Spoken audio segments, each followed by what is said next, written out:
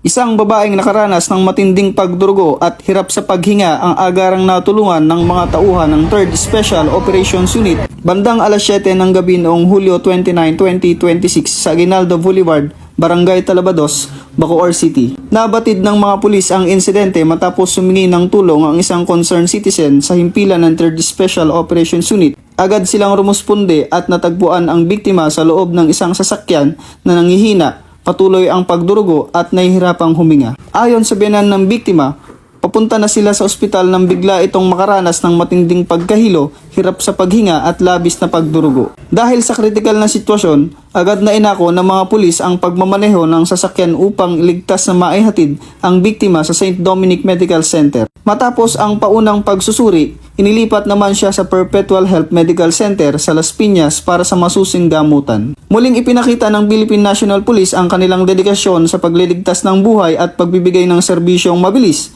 tapat at nararamdaman. 3rd Special Operations Unit, PNP Maritime Group.